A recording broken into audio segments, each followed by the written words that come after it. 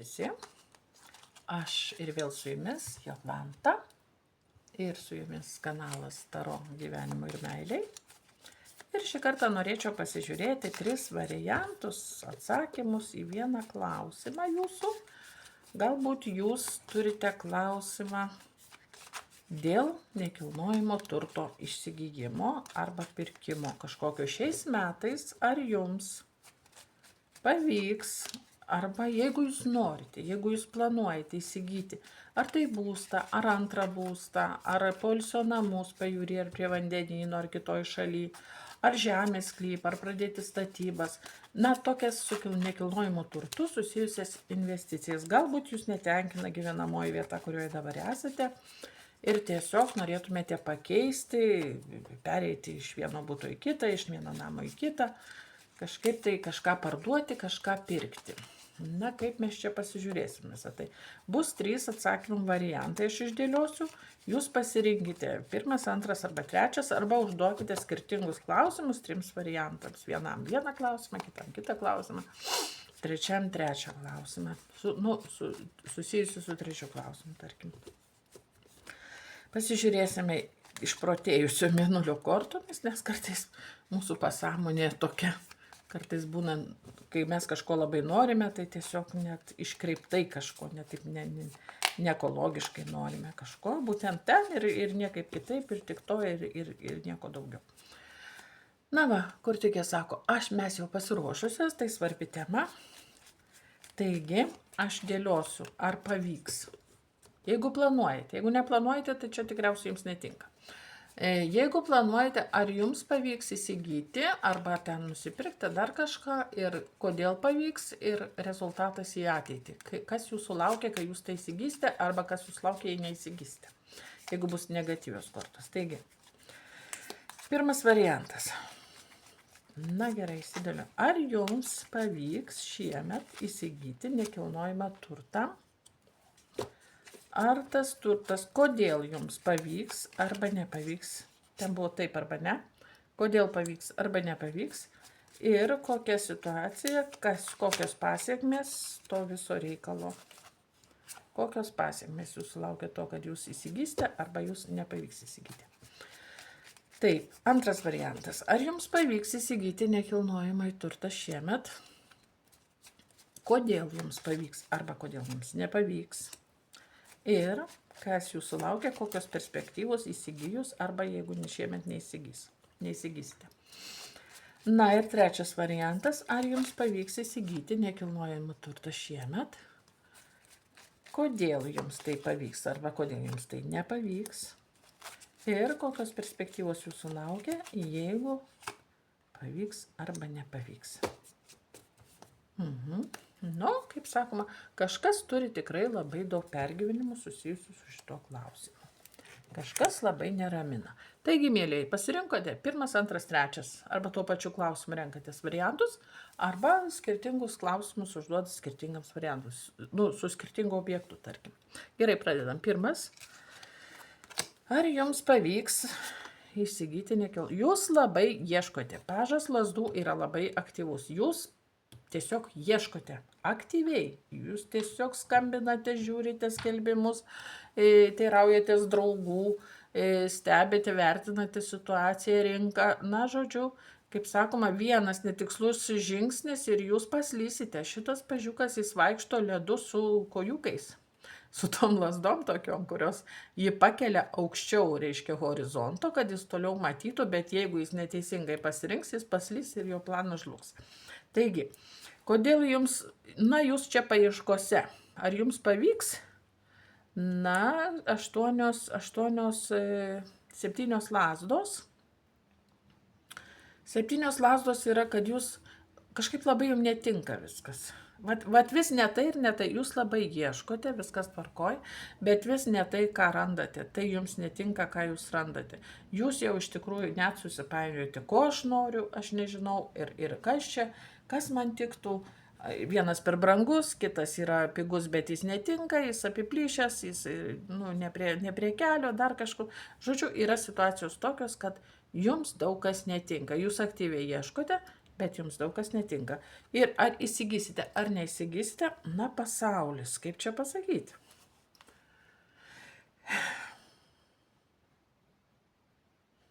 Gal uždarysite, šiemet tą klausimą uždarysite ir jo nespręsite. Pasaulis tai likti tam pačiam savo rate ir toliau tęsti paieškas. Pasaulis gali būti, kad šiemet jums nepavyks rasti tinkamo varianto, to, ko jūs norėtumėte. Pasaulis, bet jūs neapleisite savo paieškų, dairysitės internete, galbūt kitose valstybėse ar kitom mieste, dar kažkur tai.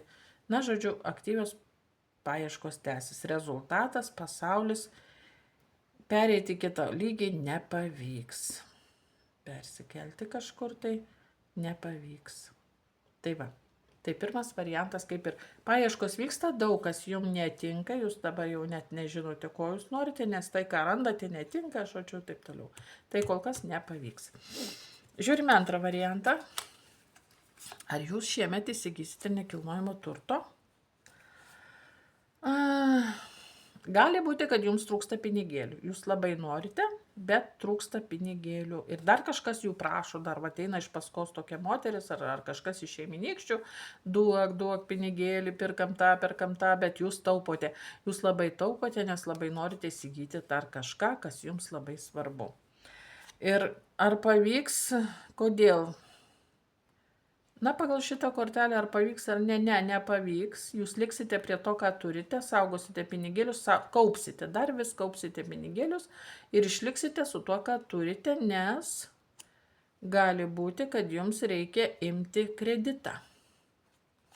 Taip, kardų karalienė yra tokia intelektuali, šalto mąstymo, šalto proto moteris, kuris sako, ne, jūsų pajamos nepakankamos, jūs kredito negausite, o jeigu ir gausite, tai per kraują mes iš jūsų išlaksime paskutinį kraują ir jūs nuleisime, jums nuolat nuleidinėsime kraują ir tiesiog jūs jau tik beliks jums tik tai sėdėti ramiai susikaupusi. Tai va, kad kažką įsigytumėte, jums reikia pereiti per kredito banko įstaigas arba gali būti, kad jums reikės dalinti su kažkuo. Su kažkuo dalintis, ką jau turite. Tai gali būti jūsų buvusioji arba buvusysis. Ir gali vykti teismo kažkoks procesas ar kažkas, tai ir jums reikės dalintis. Jums net ir tą, ką turite, gali tekti pasidalinti šiemet. Tai va.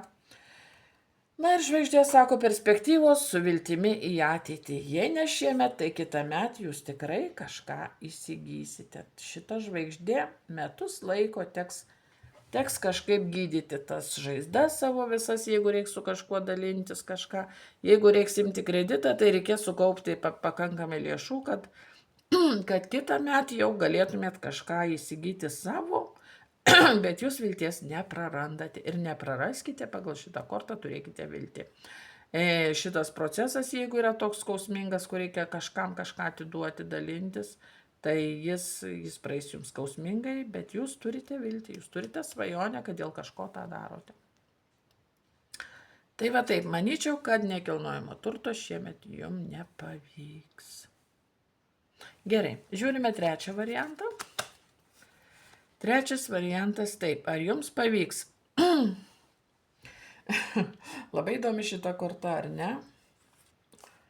Jis sako, jau bet ką galiu padaryti, kad galėčiau įsigyti tai, ką aš noriu. Jūs jau turite numatę objektą, kurį norėsite įsigyti, arba kuris jums labai patinka, ir jūs belenkaip sukate uodegą ir smegenis, kad tik tai pavyktų.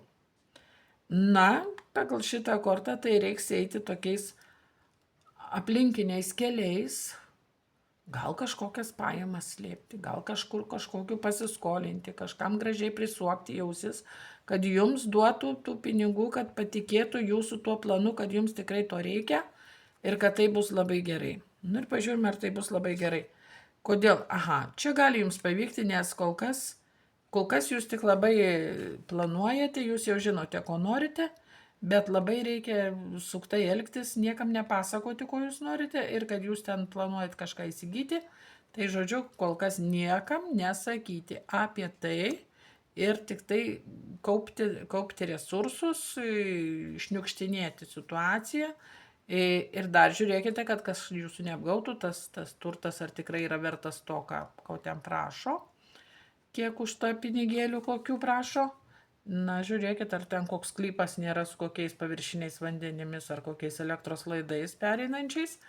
Na, žodžiu, išsiaiškikite visas sąlygas, kad jūsų neapgautų pagal šitą kortą. Kodėl, ar jums pavyks ar nepavyks? Na, yra daug paslėptų tokių dalykų. Tai vat ir sakoma yra, išsiaiškinkite visas sąlygas, pasiskaičiuokite, ar jums tai apsimoka ar ne, ir tik tada veikite. O kad veikite, tai tikrai taip, veikite. Jūs apsisprendėte, jūs turite pakankamai energijos, dvasinės, fizinės ir galbūt finansinės, kad fizinės energijos tai tikrai turite, nes lazdų tūzas jisai uždega, jis turi impulsą, kūrybą, polėkį, jūs tikrai turite tam energijos ir tikrai gali būti, kad jūs įsigysite turtą, gali būti persikėlimas, gali būti nauja, kažkas naujo, taip, jūsų šiais metais nekilnojamo turto registre bus įregistruota kažkas naujo. Bet jūs turite, ten yra užslėptų sąlygų. Atidžiai žiūrėkite, ką darote, kokios sąlygos, koks tas objektas ir panašiai. Ir kokios jūsų pajamos iš kur gautos, kad paskui nereiktų kažkam įrodinėti, iš kur jūs tai gavote, nes čia yra paslapčių korta. Na tai žodžiu, va taip. Kaip sakom, pagal lazdų tūzą legalizuokite ir įgyvendinkite savo norą. Ir tai pavyks. Na tai labai smagu. Tai va, ačiū, mėlėjai, iki kitų susitikimų.